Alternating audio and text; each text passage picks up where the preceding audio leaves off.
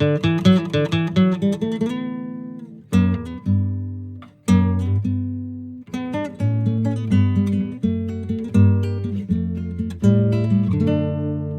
cura de Santa Rosa, por concederme indulgencia, me manda de penitencia que baile la refalosa.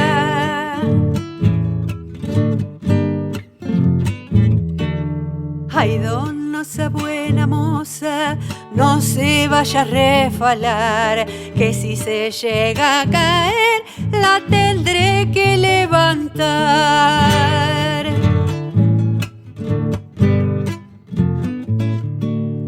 Despacito, vida mía, no se vaya a refalar, que si se cae se hace daño y a mí me lo han de culpar.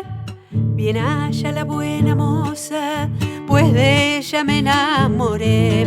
Le dije no sé qué cosa, yo fui el que me refalé.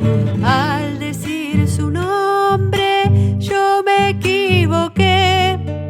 Era Dorotea y te adoroté.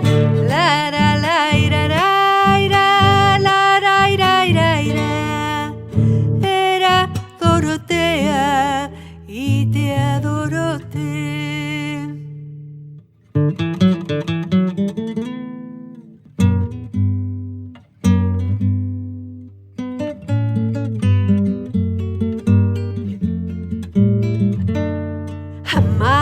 Ya quien pudiera, le dije a una buena moza, pídame lo que usted quiera, y pidió la refalosa.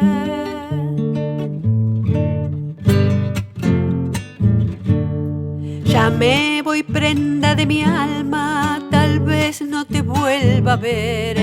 Y ella me dijo con calma, paciencia, ¿qué se va a hacer?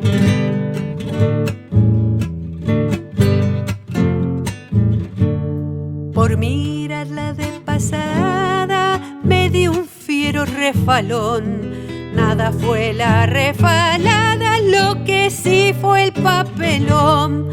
La moza se quedó riendo y yo me fui abochornao, pero entre mí iba diciendo no vuelvo por